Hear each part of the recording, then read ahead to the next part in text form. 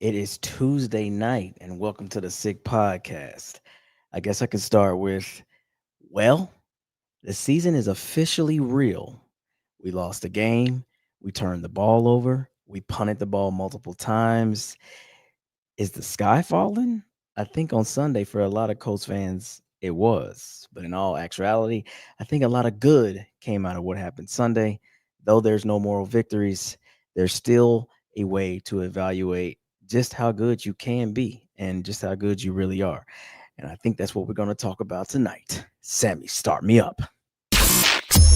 Turn up your volume. Because you're about to listen to The Sick Podcast. And Bill Show. Intercepted! Marlon Jackson! Marlon's got it! We're going to the Super Bowl! We're going to the Super Bowl! Marlon Jackson with the interception! He picked off Tom Brady! The sickest Indianapolis Colts podcast. It's gonna be sick. It's going to be sick. And before we begin, Chris, do your thing, please. Absolutely. Game on. Week 5 starts now. Yes, it's officially Tuesday, so we are on week 5. And with that being said, every touchdown brings you closer to a payout with DraftKings Sportsbook, an official sports betting partner of the NFL. This isn't just football. It's first touchdown fireworks, anytime touchdown rushes, and live bets that ride every momentum shift. At DraftKings, every play is your next shot to win. New customers, and dare I say, anybody using this code, this one's for you. Bet just $5, you get $300 in bonus bets instantly. Plus, grab over $200 off NFL Sunday Ticket from YouTube and YouTube TV. Your season starts now. Download the DraftKings Sportsbook app and use code 6sports. That's code 6sports, SICKSPORTS, all caps, no spaces, to get $300 in bonus bets instantly when you place your first bet of $5 or more. Plus over $200 off NFL Sunday Ticket and from YouTube and YouTube TV. In partnership with DraftKings, the crown is yours. Gambling problem? Call 1-800-GAMBLER. In New York, call 877-8-HOPE-NY or text HOPE-NY 467-369. In Connecticut, help is available for problem gambling. Call 888-789-7777 or visit ccpg.org. Please play responsibly. On behalf of Boot Hill Casino and Resort in Kansas, 21 and over. Age and eligibility varies by jurisdiction. Void in Ontario. Bonus bets expire 7 days after issuance. For additional terms and responsible gaming resources, see dkng.co/audio. Yes, sir. And now,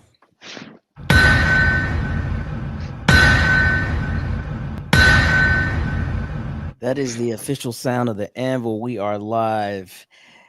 Are you alive, though? Because we lost. And in many circles within Colts world, I guess you could say Colts Twitter, Colts socials, Colts fans, Colts whatever, seems like a lot of people had a bit of a crash out, a collapse, if you will, after the buzzard hit 0 on Sunday. Fellas, we lost the game. We turned the ball over twice.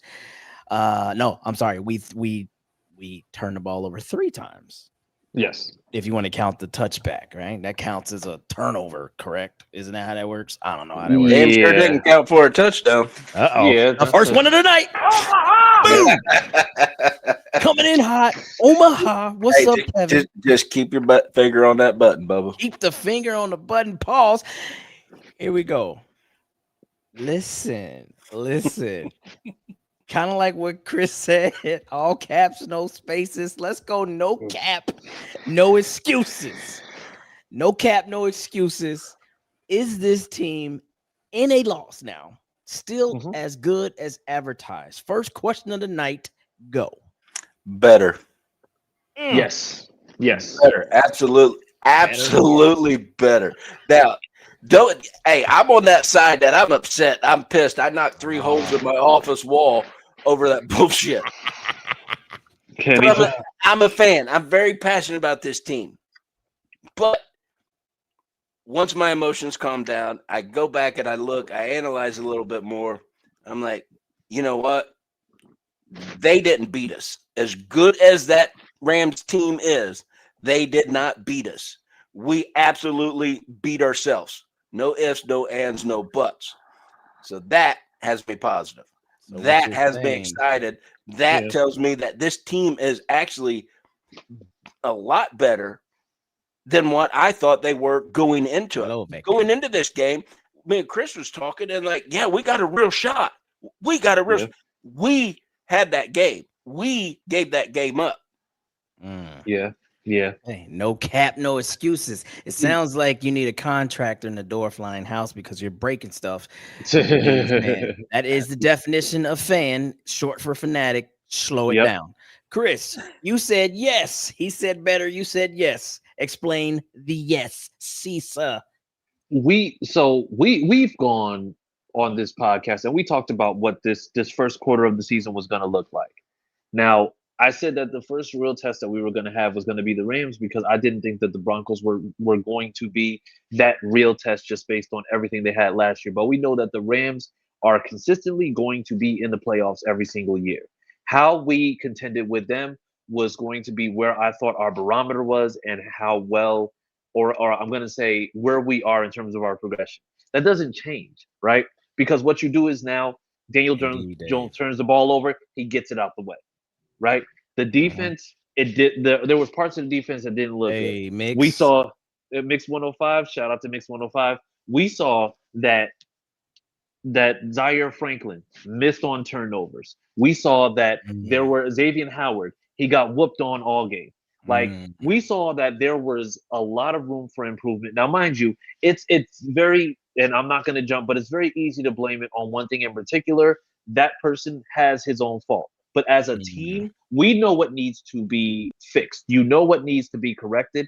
But the great thing is you're seeing that in the first quarter of the season, which means that you have a chance to correct this so you don't have to run into this kind of stuff later on. So I think you take everything that you took from this game. You're still 3-1, still in control in the AFC South. And now you have something to build on where you know that as good as you've been, there's still a lot of room for improvement. I agree. Can I address one thing real quick? Because I spent a Sure, little bit big fella. You seem excited tonight. a little time on social media, and everybody's I'm not saying everybody, but the majority of fans is wanting to pin this loss on AD. We're gonna get there. See how you see how you dance before I ask you to come to the floor. We're gonna get there. I asked you were we better. I'm a good dance partner. Let me lead. You follow. When I say twirl, you twirl. Keep your dress That's down. Pause. crazy. It is. That's Anyway, crazy. as we're moving forward, yeah. Look, see, he's flustered. He's red. You He know, doesn't know where to go that's from. where my ass is leading you. Do you love birds need a few minutes? He don't even know where he going with that. He was like, I just want to watch him like turn redder and redder. It's not hard at this point. Jesus, Hellboy that's status. crazy. Crazy. That's Okay. crazy. All Why right, do I so here deal we with go. this guy? All Tell right, me, here we go. Chris. So I got to speak freak on. mans. First off, see, Chris, listen, we just Bunch of talking freak right now. mans. I'm glad that it's- you're getting this right tonight, Teresa. Hello, Teresa. Thank you for addressing the entire panel. We love you, girl. Hope you're feeling better. Hey Teresa, but she said me first, so I'm her favorite. So Well, yeah, so there let's it go. is. There it went. Okay, so no, here we go. So here's my thought. Are we better? Absolutely, we're better. And I feel like we gave ourselves too low of a bar going into the Rams game. Like this was a bigger test than what we were making it. I get it. Solid squad, great coaching. You're going to play these mind games with Sean McVay and how he's going to do things. And he won on multiple levels with that. The way he moved Puka around and all that other stuff, he kept putting us in vulnerable positions to get exactly what they wanted on offense. So kudos to him. But even coming into this game, even being a tough road game, being late in the afternoon, the whole thing, I still felt that we were a better team. Sometimes a better team does not win. And in this situation, that is exactly what happened because, like Pat said, to steal my thunder, we had too many blunders. And we'll start with AD's blunder. Oh, my God. The almost touchdown, the greatest catch maybe in Colts history, some people want to say, that did not equal 6 points because was the guy showboating or was he just trying to get to the end zone sooner? Who knows? Who cares? That's not to be discussed. But ultimately, it became a touchback. No points for the Colts. Second time we've seen that in 2 years. Last year was Jonathan Taylor. This year's is AD. So now we got to set the floor for how we're going to talk about this because people wanted to cut the guy. Don't let him back on the plane. Bury him on the depth chart. My God. And it gets even graver because people even of course, when they too emotional, too fanatic, they start doing crazy stuff like Very emotional. threats to the man's life, talking about his character as a person, on and on and on. So we'll just stick to the football part of this thing. This is a moment for him to grow. Yes. But starting the floor with how we lost. Is this the sole reason that we lost this game? Pat, I'll kick it to you. Go. No, absolutely not. Did it help us lose the game? Absolutely. But it was not on him. Okay, And I- condition it with the 51-yard touchdown that was also brought back from Jonathan Taylor's nice run because of a hold on All AD. right, So yeah. there's 12 points without extra points All right. that he took Now, off the board. So now go. I absolutely he helped in this loss. I've said, Supported the cause. I've said it before. I'll say it again. It's a team win. It's a team loss. Go back and look what Jared Verse did to Bortolini. He was trucking that kid all day long. Well, hold on. He really only did it once. Let's calm down. Okay. They set him up as a linebacker, and Bortolini was absolutely in All a right. shotgun look. Now and looked up look and what seen happened with smart. Raymond. Raymond was, on the other hand, he was Give- kind of getting worked out. I'm giving just as much blame to that O line as I am to JD or AD. I said JD. I meant AD. JD. You know, We've met Josh Downs' mom. We don't want no smoke, JD. That is not for you. Pardon. You gotta excuse the DEI hire every once in a while. Yeah, you do. Yeah, you do. Anyway, continue, Pat. But yeah, if you go back and look, there was multiple mistakes by a ton of players. That's, up to this point in this season is very uncharacteristic of the way we've been playing this season. Mhm. So no, I'm not putting everything on AD. Did it help? Yeah. Was it big and noticeable? Yes. That's the only reason people are screaming at that kid, because it was so big and so noticeable. People don't go back and watch the line. The cameras on the TV, they don't stay focused on the line. You have to purposely, dissect those plays. But go back. I promise you, if you go back, you're going to see exactly what I'm saying. That line got destroyed. Me and Chris talked about this last Thursday on, Keys to Victor. And we talked about that trench and how tough of a job they were going to have. But if they held up, kept Daniel clean, we had a pretty good shot. And they didn't. How many times they sacked Daniel Jones? I don't have any. I think it was one. It was once, but they had there was a lot of pressures. There was a lot of hurries. So Man, he's been great under pressure. And he wasn't this time though. That's where those 2 interceptions come from. Now that second one at the very end, that was kind of not really a Hail Mary, but it was a desperation pass. I disagree. But he was still pressured a lot. Before we kick it to Chris on his viewpoint on whether or not AD is to massively blame for this loss, I'll say this to Danny Jones. Danny Jones is great. He's been doing awesome for what he is as a player, and he's making the right decisions. But you know what? That right arm ain't quite Anthony Richardson 5. And so these interceptions, way more than pressure, are on the fact that ain't Anthony Richardson 5 arm. It just ain't. And so trying to do that, especially the second one, let's beat a 2-man look, a cover 2. Yeah, okay. That's got to be on the money. That's got to be out there. You got to lead your guy. And he did not get rushed on that one. He didn't get pressured like that on that one. The first one, maybe he should have stepped into it in the first quarter. That second one, there's multiple plays you can go back on. Daniel's the same way. We'll talk about where to go. We'll talk about where to go on these multiple places. But Chris, let's go. Adonai Mitchell. Yeah, I mean, he is the talk of the town. People don't even want this guy to start. Definitely don't want him to see the field. I mean, just last week in Spaces, people was like, "Oh, we can let AP go because we got AD." Funny how they want to take that back so quick. So how do you feel? Is this all on that man's shoulders? No, but it's easy to point it out because it was the most blaring. Like as fans, especially like when we're on defensive side, you don't necessarily see as much, right? Like even the way that we watch football in terms of on the TV, when we saw Matt Stafford under center, we either saw a side view of where they are from the line of scrimmage, maybe like 5 or 10 yards up, or you see the view from behind their O-line with Matt Stafford passing. Mm-hmm. AD is not without his own fault in this. He had a lot to do with it, but he was not the sole factor. Mm-hmm. AD Mitchell did not allow Puka Nacua to go for over 170 yards. Let's get that out the way now. He Mm-hmm. didn't kill that. He didn't miss 2 interceptions that were thrown directly to him when literally Zaire Franklin was right Well, there wait for a both minute. of those, and he could turn. No, no, no, no, no. Don't. Nope. Nope. Nope. Nope. Wait Nope. a Nope. minute. Nope. No, we're not gonna. No, Wait a you minute. want it. Now you No, want no, it. You no. got it. They'll be You want it. jumping You on got it. Z. You got it. Nah. Listen. Listen. Zaire, cool. But the thing at the same time, Clyde, if a Come ball on. is thrown directly at you and you are But it. looking at the quarterback and you let it hit your shoulder and your hand, you are not paying attention and you're not doing what you need to do in terms of that. But you know what? I digress. I'll go ahead and move away from that. Dalton Tucker should not be starting at right guard ever again, injury or not, because that man, he's a turnstile. He is Matt Pryor in a different font. Oh, So wow. we can go ahead and just get that out the way. Like we didn't have a lot going for us. Like I feel like if you have Gonzalez, you have Kenny Moore, you have Alec Pierce back, I do feel like this game goes much differently. Uh-huh. But the thing is, this is what we saw going up against a good team with not being at 100%. And as it stands right now, and with this, mind you, this is also the Rams team that within the last 5 years they've won a Super Bowl.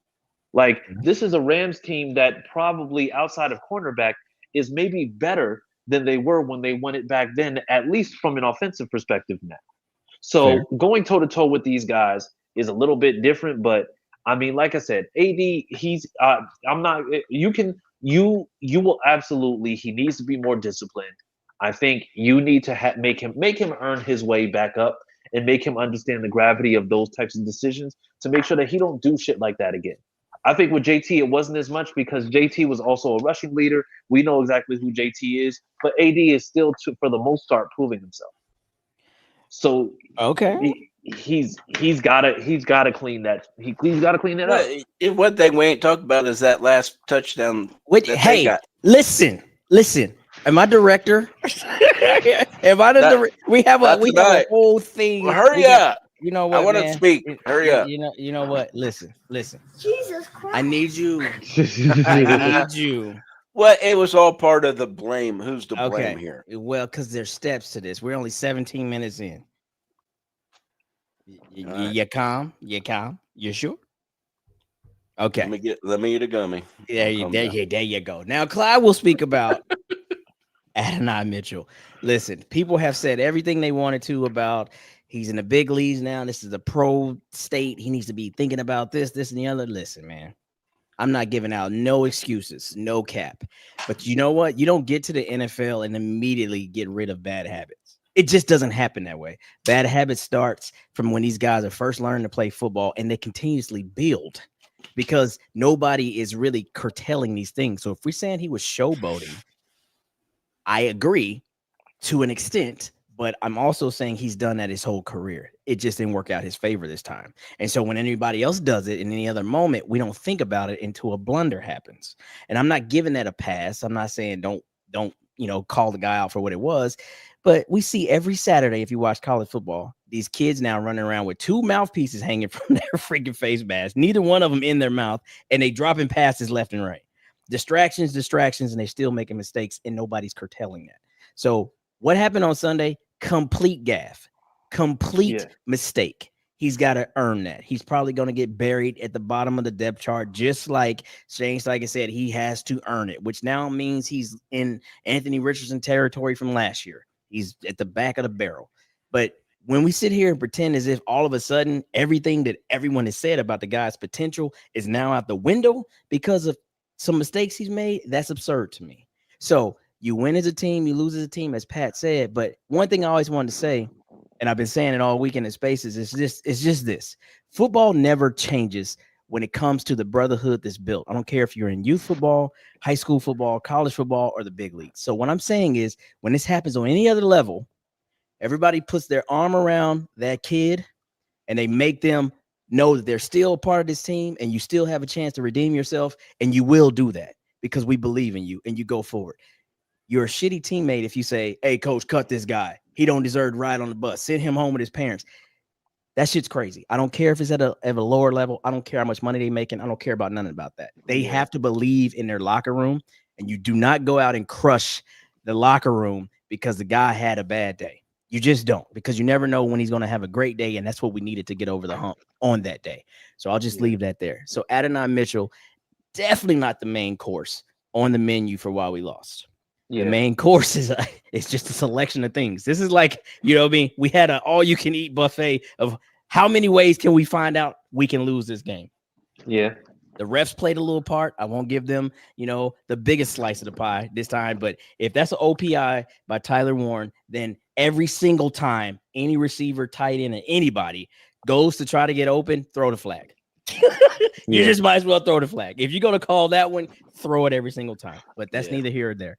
But now let's flip the side to defense. Okay, let's talk about the defense. We're going to go poop sandwich. We'll start with the bad and finish with the good. Okay, so the bad in the first half, we couldn't quite get things right on the rushing game. We were letting them have what they wanted. That 96-yard drive going into halftime, pretty detrimental to the outcome of the game. But second half, we started to improve. So let's just stay on the defensive side of the ball for a moment. How did the defense look? And all things are open for discussion. So you can talk about the last play with not enough players. You can talk about your favorite not Colt player, Xavier Howard, or maybe 44 or whoever else. But I'll let you lead this time, Chris. On the defensive side, we gave up 375 in the air. I forget total yards. They had a little bit over 100 running. All so of might as well say we put up. They probably put up 500. They probably got 500 total yards somewhere in there. Yeah. That's absurd. But we're saying that the defense overall looked solid. That's what most Colts fans are saying. So I'll let you lead. How do you feel about the defense? We need better linebackers. You know what? I'm. So the thing, and this is something that we've talked about, right? Because we can admit that linebacker is another room that's kind of been allowed to dissipate a little bit over the last few years. Like that's something that we haven't necessarily built up. And so the thing is, right now in the transition, we see now, mind you, it could be that he was out with the ankle injury during training camp, but we see like Zaire, who would normally be the guy who's flying all over the place, making the tackles. We see that he had 7 total tackles and one solo for the game. And so when we're also looking at what needs to be done or what you have to be, because we also have to remember that with linebackers in this particular defense, you have to be able to know how to cover. You have to have the awareness to be able to make sure that on those passing downs that you can actually just go ahead, you can spy, you can see exactly where things are going. I didn't like the fact that when we saw where Matt Stafford was passing, where he almost was throwing directly at Zaire, it's just like he's there. Like those are kind of those gimme plays in a game like that where you can't afford to just let something. I'm just going to say you can't afford to let a potential turnover not be a turnover. Because the thing is, with somebody like Matt Stafford, if you give him another opportunity, there's a chance that he's going to make you pay. And there were times where he was given more than one opportunity, and he made us pay because of that. Okay, well, there's that saying, you know what I mean? They play defense for a reason. That doesn't mean that they don't always catch the ball, but you probably got a better chance they won't catch the ball. And the one that you're talking about, it wasn't like it hit his hands. He kind of put an arm out there that like flipped the ball in the air and it hit his shoulder pad. And like, maybe. Yeah, but I mean, we had a lot of things didn't go our way that game. You know what I mean? Yeah, but I think for me, it's also the way that Zaire is regarded, right? Because Zaire, for all intents and purposes, is an all-pro.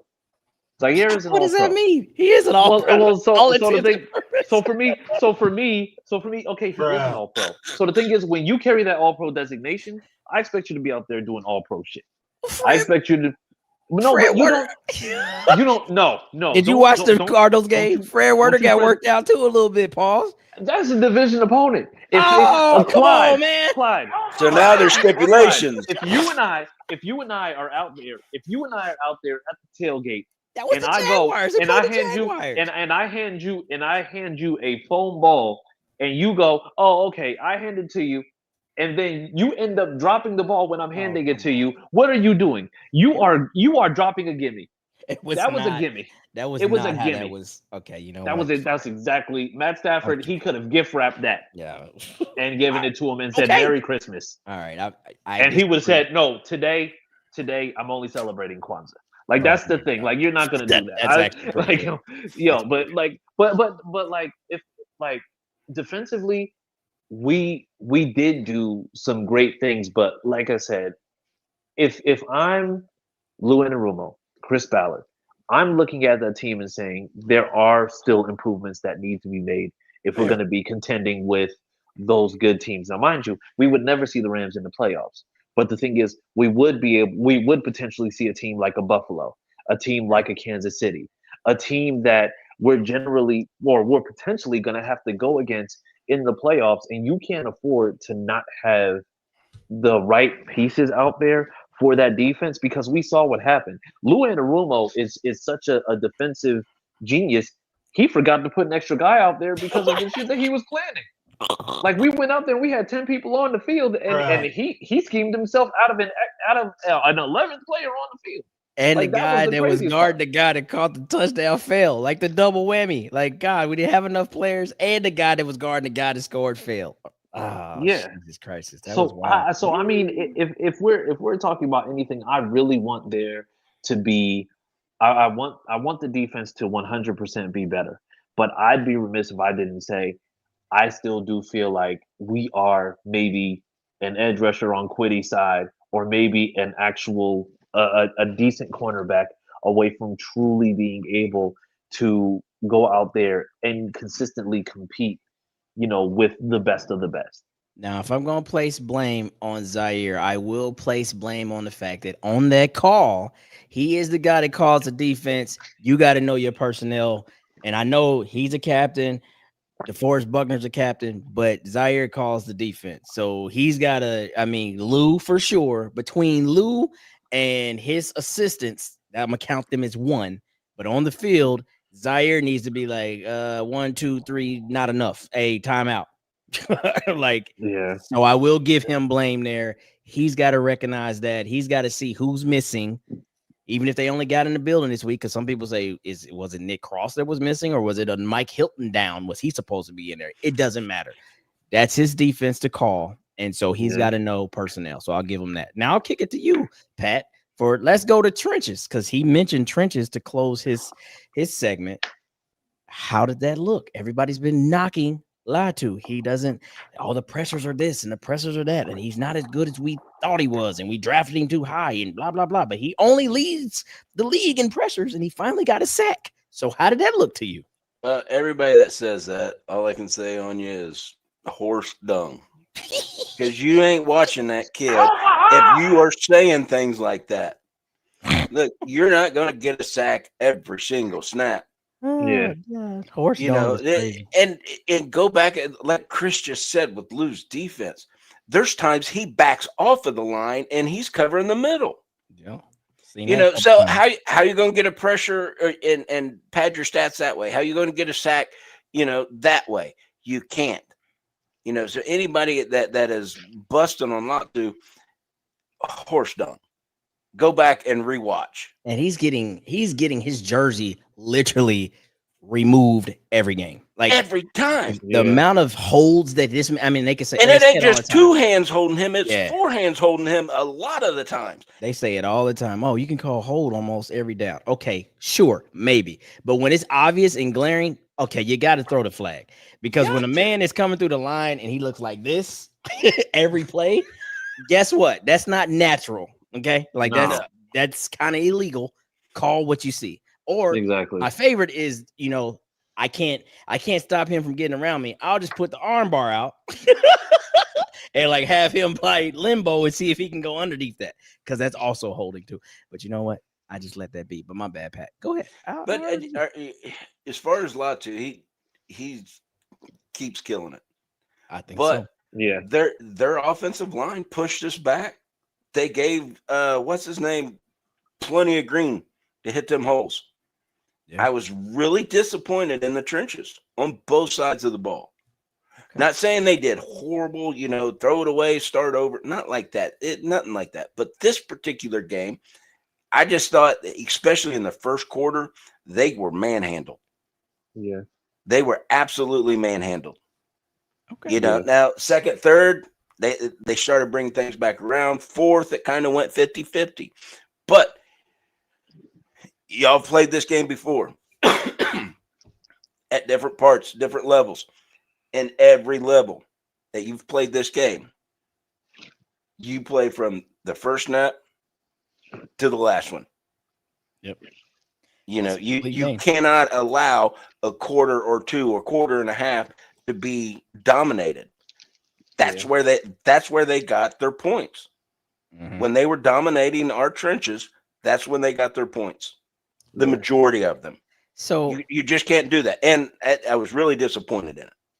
Okay, so now I'm going to take the the much maligned conversation piece, which is Xavier Howard. So I had a stat up, and you guys can correct me if I'm wrong out there if you're watching. So please do it.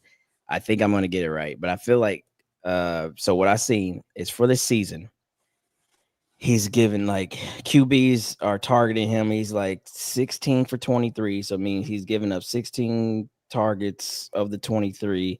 I'm trying to remember what I saw. The QBs have like a 133 rate. He's given up it's like 139.6 or something like that. 195 total yards he's given up, and I forget how many PIs to throw in there. So not good. So now, can y'all help me understand why the linebackers suck at runner support? We'll get there, Nathan. Give me 1 second with this.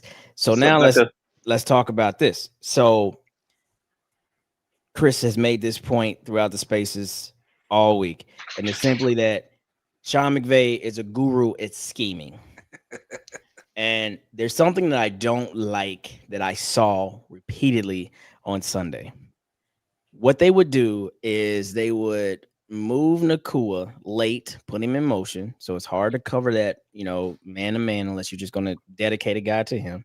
And they would position him right in the perfect spot to have to bump coverage out. So 2 or 3 times I've seen whoever's playing nickel, so Mike Hilton or Blackman, whoever was playing nickel, literally run over there with Nakua and then bump him out to Xavier Howard, knowing that's the look that the Rams want.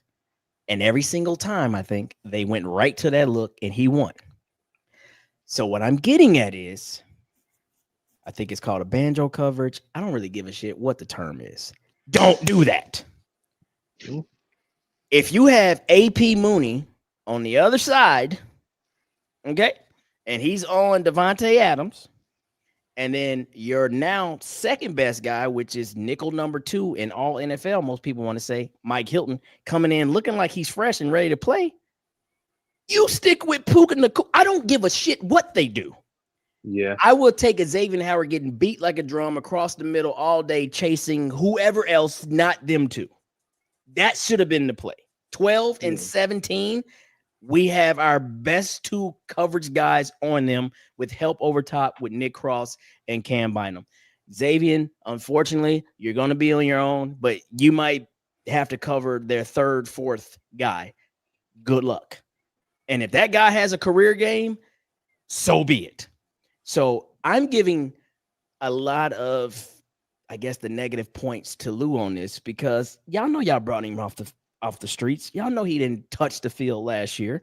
And you threw him into a starting role in week 1 with only giving him not even a week on the squad. I'm not making no excuses, no cap. But at the same time, see what your opponent is doing. And they keep abusing you with it all game and you don't make an adjustment. 170 yards given up. All 170 were not on Xavier. But a good chunk of it was. Yeah. And I mean, you have to be able to scheme the scheme. And we saw more often than not they were like Davian also had some passes thrown at him when he was covering Devontae also. So the Sure. thing is, I think the game plan, and like I said, that's the reason why when it comes to Sean McVay, well, a very underrated thing that Sean McVay does is he schemes very well and he understands exactly where people need to be. They attacked Fair. Xavier Howard very, very often in this game. The only cornerback that even walked away unscathed was Jonathan Edwards. That's because he played just 3 snaps. But Right. even so, it's just like he allowed 0 catches, and I think he allowed a pass breakup, so that's fine.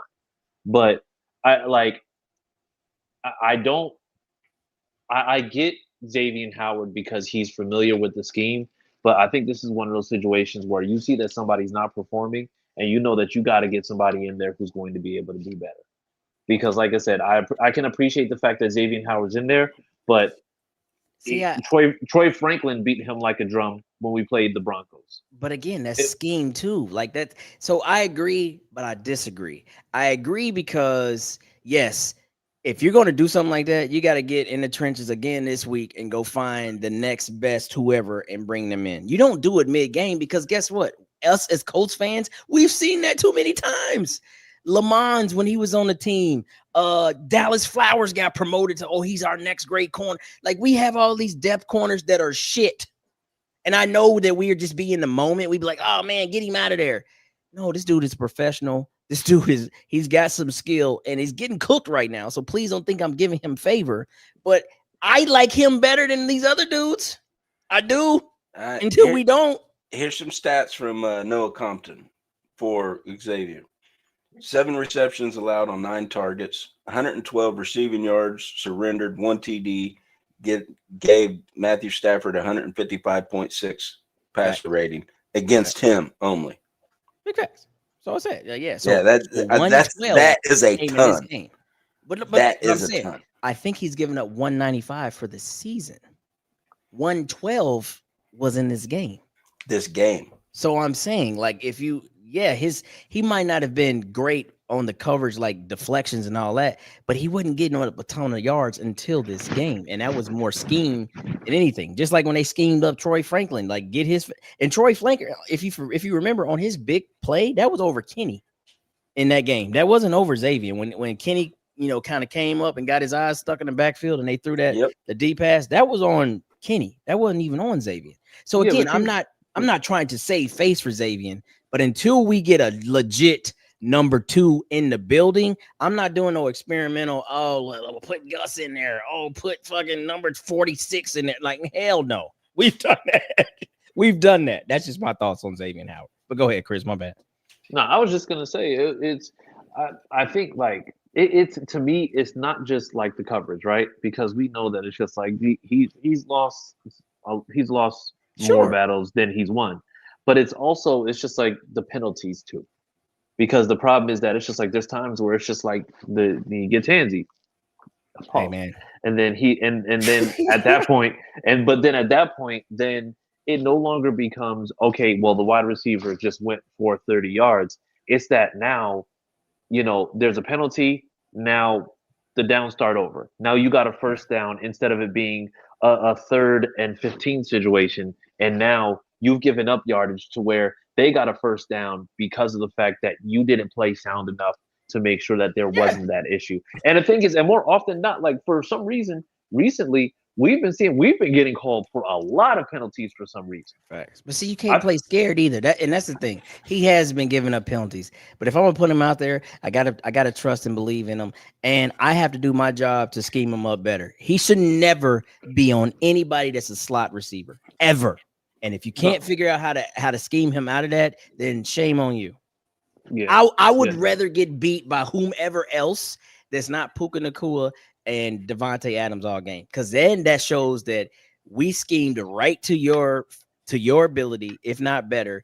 But you were better on this day because you had a counter to the counter, right? Like that's the way you play it. It's like playing chess. Like I don't know what moves you're gonna make. I have options. I can kind of strategize in my mind what I think you should do or what I think I would do if I were you, but I don't know. But I have to be able to counter no matter what. And we didn't counter well.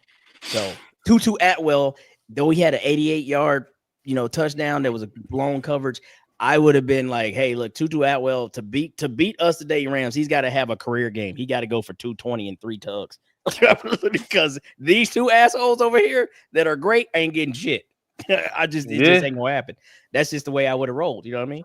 But that's just Clyde being DC. Now, let's stay with all of the flux that is how the game went, because this bothers me more than anything.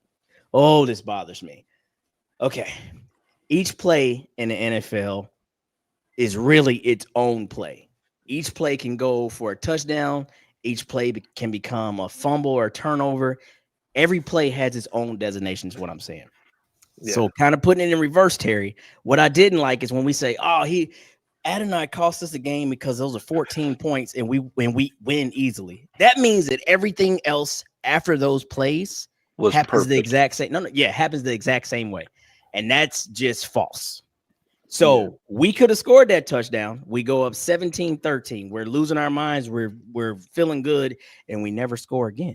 And the Rams beat us, I don't know, whatever they had to 17. Or it could have went a different way. Jonathan Taylor's play might not ever happen if that sequence of the game changes and goes a different way. So I'm just saying, take each play for what it is.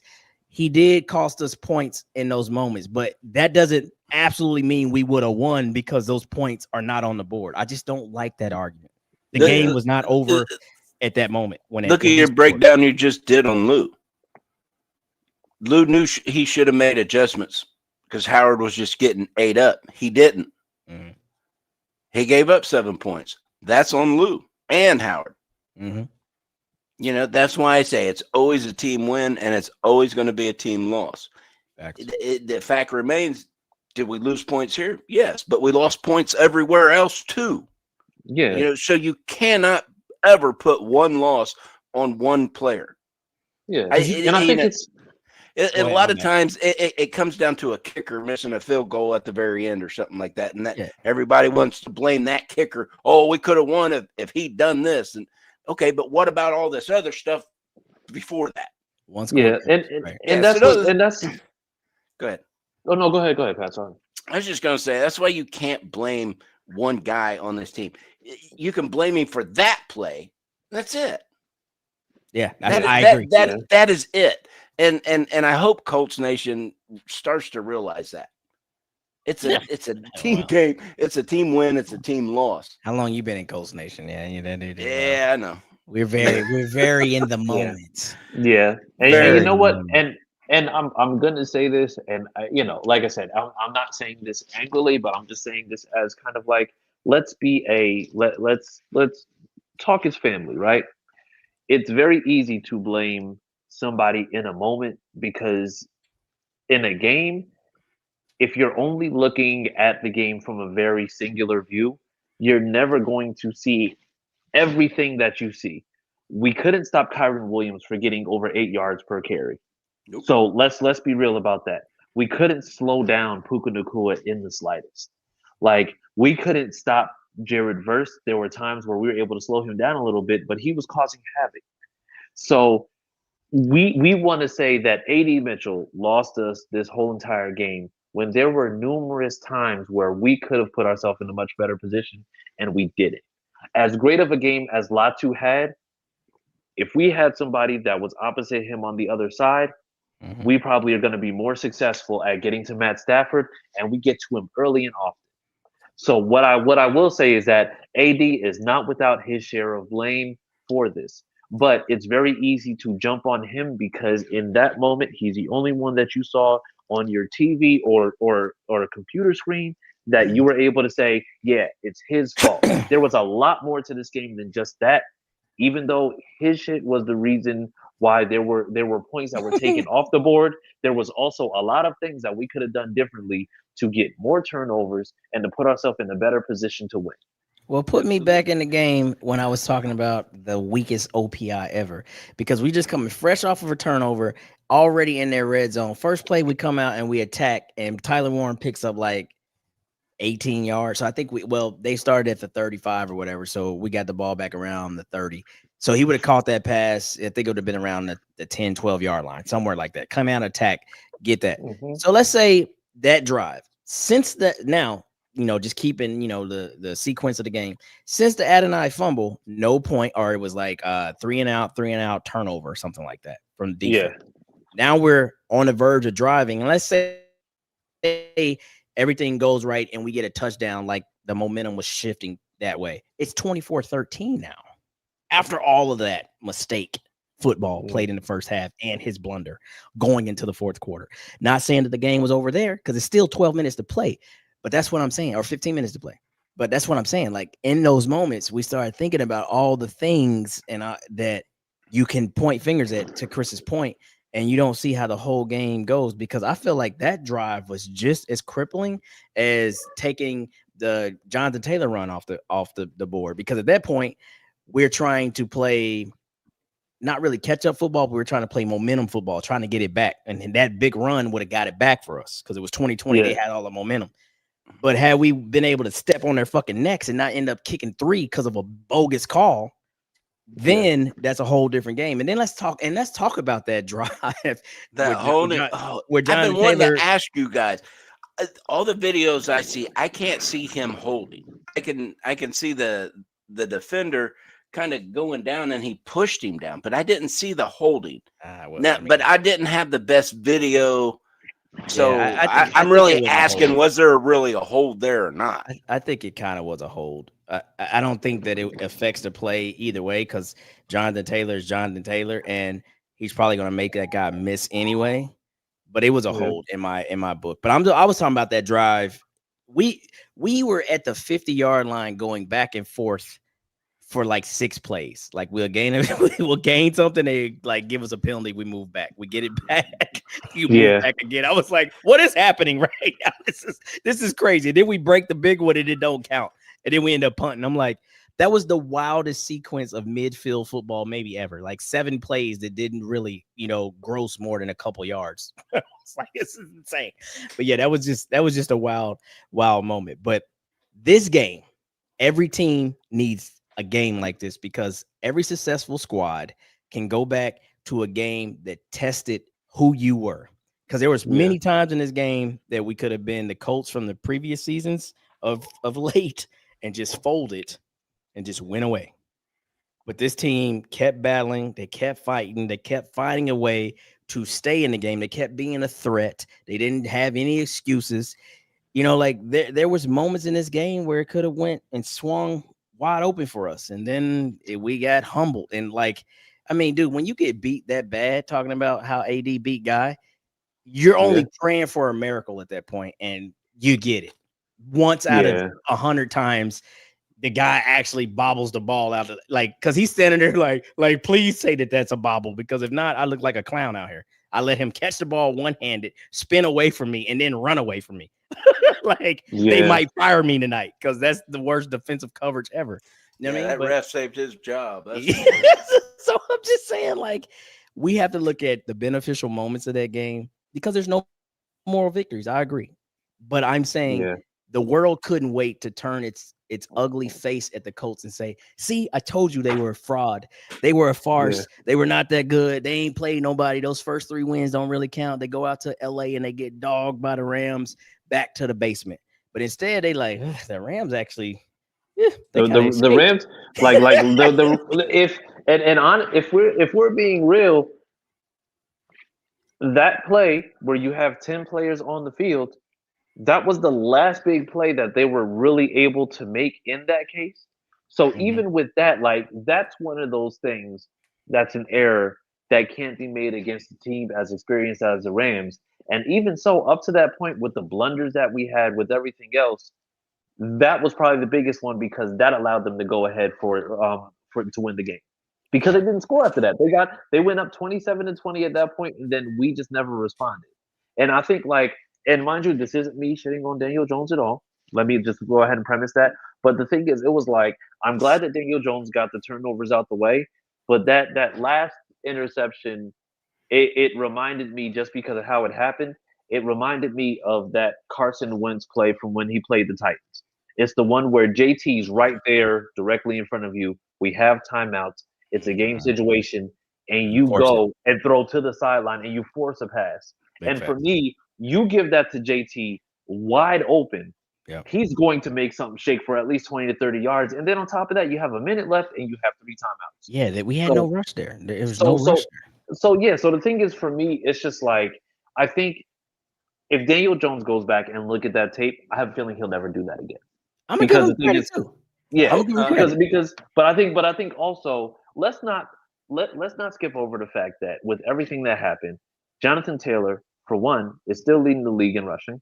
Let's also talk about the fact that Daniel Jones, another game over 250 yards, 72% completion percentage. Like I said, the interceptions, I'm sure he'd love to have that back, but once again, that's a game film study. And I know AD Mitchell is not everybody's favorite person right now, but this Mhm. guy just went for 3 receptions for 96 yards. So let's not act like the talent isn't there, but there just needs to be more discipline. Latu, he's not he's a league leading defensive end right now in terms of what he's able to do when it comes to pressures. And then also he got that sack out the way. So now we have that. Like there's a lot Yeah, of stuff to a lot build of on positive. Yeah. for the team. And so let like I'm going to now flip over to the optimistic side of things. We got the tough game out the way. We got that jitter out the way. We got that loss because honestly, if we would face the Rams week 16 and had the type of game that we had, and let's just say we're in the hunt for the playoffs or however look at that time, then Complete that is meltdown. something that could potentially go and kill your momentum or shift it a certain way that you don't want it to. Thank you, But Colts house. now, That like means I a said, lot. we got that out the way, and I'm very, very happy that this now we have a loss that we can build on where we know exactly how things need to be fixed. Yeah, and I'm saying I'm gonna give a little criticism and then I'm gonna give praise. Early on in the game, I thought those eyes were returning, Pat. I seen Daniel Jones looking this big after that first interception. I said, oh God. I said, here we go. Here There comes he Looking like the the is. wrist looking like throw. the There he bug-eyed is. monster. Here comes to throw the ball behind my head, like I'm gonna fall down for no reason. But he settled back in, kept us in the game, got us a lead, was playing dominant football through it all. I was like, okay. But then I'm gonna throw the criticism at our coach. Nope, not taking shots at him because you know what? I've said that before, so that's not even that. But I'll tell you what, when you have the league's best running back currently, and he has this many touches at halftime, there's a problem with that. I need my running back to have more than 6 carries because yeah, he might have caught a pass or two out the backfield. So somebody's like, oh, it's total touches. I don't care. He's a running back first. I need more than this. And what I'm also getting at too, when you realize that your best and your favorite run plays are not working, you probably need to go into the bag and find out, can I run the ball other ways? Probably can because you have Yeah. Jonathan Taylor. So get creative. Don't say, oh, well, the line wasn't getting a push. Yeah, well, you know what? At the end of the game, they did just enough to give him a crease and he did the rest, even though it came back. So early in the game, establish that same consistency. Run the And damn they didn't. ball.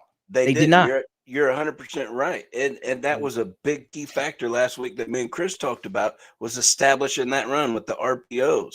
He got a little happy. Shane got a little happy with his play I call. th- We've seen I that in his 3 years here now. I He'd think be like I think 8, he did, 9 passes in a row. but we never really got that run game established, to get these guys off of our receivers, to start bringing into the box. He only had 17 carries for the game. He averages 20, and he's been doing yeoman's work in that 20 carry average, which he would have been well over 100 again, as Chris alluded, because he ended the game with like 76 yards. Yeah. Give him his 51. Mind you, yeah. He's at 120. 127. Yeah. Yeah. So there you go. You know what I mean? So again, like you always come out of the game, especially when we're watching the game. We're not in the field. We're not in the battle. We're not in the trenches. We always have the right ideas about everything. Sure we do. And we probably don't know shit. But I'm saying the coaching staff, y'all got the film breakdown. You guys critique yourself. You know where you can improve. And I guarantee you one of those areas of improvement is, look, I don't care what's going on. Jonathan Taylor's got to touch the ball double digits in each half because 6 ain't it. And correct me if I'm wrong, but I have not seen one of our Indy reporters ask questions like that. I haven't seen anybody ask Lou like, hey, why didn't you switch Howard out of there? He was getting killed. Well, they only cared about AD's mistake. And it's such basic media, like, because the questions that you ask really don't have no real gravity outside of he made a mistake. Like how do you bring a guy back from that? What? That's a dumb question. Well, the thing is It's a also stupid question. we can be very honest. Shane 5 minute mark, Steichen boys. We Shane gotta wrap it Steichen up. is not giving you anything outside of very vague. Like honestly, I feel like his media mentor is Bill Belichick. Like I because he doesn't give you anything. He's not going to say anything. So I mean, you're going to get those responses. You're never going to get anything detailed, in depth. And I mean, I can appreciate that to a certain extent because the thing is, at the end of the day, he ain't got to tell us shit. But also at the same time, you got to make sure that there's something for people to have faith in, other than just telling us, yeah, he just made a mistake and this that like But to that like question, there's nothing I can say. Look, he made a mistake. We're gonna move on. He'll be better next. Don't ask me again. Like I will be that type of coach. Stop asking me those questions. I'm not gonna answer them. Yeah. I'll walk the hell out. Find me. But Skittles. somebody's gotta have Skittles. a little bit of grit about themselves. And they don't have that as coaches. Like they're worried about like what it looks like. I need a little bit of Bill Belichick on to Cincinnati, if you will. And with that, Chris, take us to our promos to close the show. Oh, I didn't know you were closing on that, but hey. Oh, by the way, shout out to 4 minutes left. Shout out to everybody in the chat. Just wanted to go ahead and make sure Colts House, Stacy, Teresa, Becca, everybody, Kevin, Matter of all fact, that hold good on. stuff. Raheem, my get guy. him. Yeah, Teresa, get him because he wants you to come on here and tell him that we got to wrap it up. So you know what? I was trying to save you, but go ahead, Chris. Do your thing. Just like What the hell was that? Like, what are you doing? It's What- happened. what- It's happened. What is He, that he pointed the ADHD firing going on squad with right that? at you. Yeah, he's Teresa, do your trying thing. to. That's okay. Okay, cool. Fly to Smith. All right, so you can find us. You can find me at CJ Coltspan on Twitter. Where can the people find y'all? Find me at Coach Clyde on X. That Big P Colts on X. Still awful. And then for the page, you can find us and all clips from these shows and actual links so that you can go ahead and listen again if there was anything that you missed at SigPod Colts on Twitter. Make sure that you go on there and do that as well. Also, you can find this show playing again tomorrow on z103.com. You can download that in your app store. Just type in z103.com and you'll see the app right there. That'll be tomorrow at 12 p.m. Eastern Time, 11 a.m. Central. And you can also find us on Mix 105, where you'll be able to find us on there. And then also on game days, 6 a.m. Eastern Standard Time, listening to our breakdown of what to look for in those games coming up. And then also you can find us VIP One Lounge Extra. That's our UK affiliates. You can find them. They actually will broadcast our shows at 5 o'clock p.m. 5 o'clock p.m. whatever UK time is. I don't even know what that is. But yeah, so you can find us on there. And then also make sure please bring up the Visit Indy. Thank you. Appreciate that. Scan that QR code. Go to Visit Indy. Find everything happening in the Indianapolis or in the city.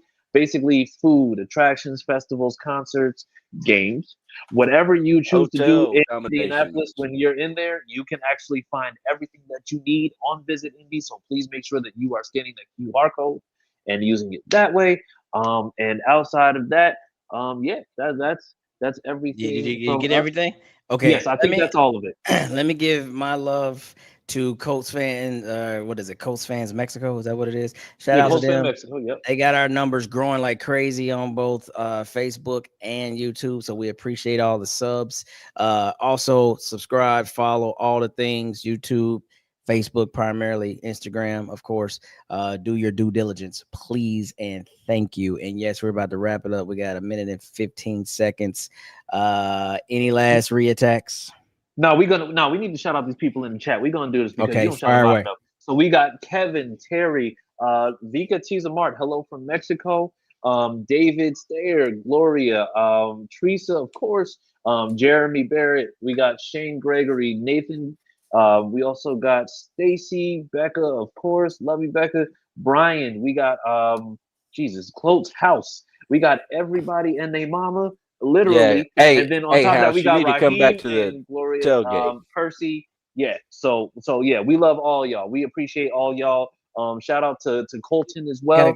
Big Colt. That's what I'm talking about. Hold on, you said who got to come back to the tailgate? Colts house. Colts house. Oh, okay, cool. Yeah. Okay, if yeah. you remember right, So- we met him in Tennessee, 2 years ago? Oh, yeah. Okay, I got you. Yeah, We could talk and about then- this afterwards. We about to be at an hour. That's all right. We ain't Yeah, there we yet. got 10 seconds left. Yes. Yes. No, I'm just kidding. Sammy, wrap this thing up. And that's a wrap. Hope you don't miss us too much until next time. Follow the Sick Podcast and Bill Show on YouTube, Instagram, Facebook, Google Play, and Apple Podcasts.